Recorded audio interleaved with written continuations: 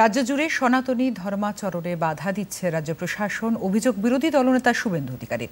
হিংসার প্রতিবাদে আজ বিধানসভায় এক বিক্ষোভ কর্মসূচি পালন করে বিজেপি। গেটের বাইরে প্রতিবাদ আন্দোলনে সামিল হন দলের বিধায়করা। শুভেন্দু অধিকারীর অভিযোগ, বিজেপির আনা মুলতবি প্রস্তাব খারিজ করে দেওয়া হয় সভায়, যদিও তা পড়ে শোনান অধ্যক্ষ বিমান বন্দ্যোপাধ্যায়। পরে ওই নোটিশে স্বাক্ষর করেন শুভেন্দু অধিকারী, শঙ্কর ঘোষ, মনোজ কুমার ওরাও এবং অশোক দিন্দা।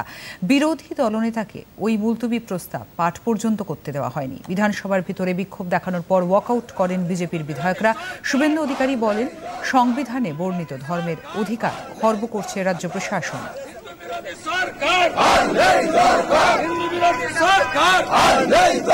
আমরা আজকে আমাদের সাংবিধানিক অধিকার, ভারতবর্ষের সাংবিধানিক অধিকার আছে নিজ নিজ ধর্ম পালনের।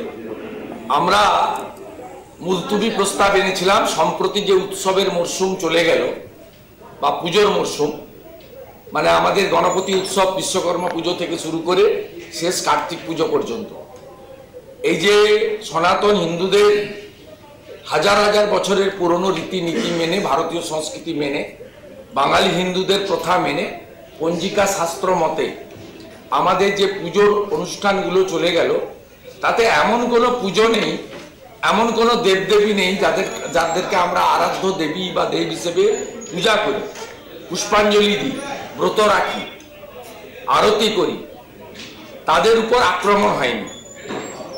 আজকে সকালেও বীরভূম জেলার পুরন্দরপুরে বজরংবলীর মূর্তি ভাঙা হয়েছে, মন্দির ভাঙা হয়েছে।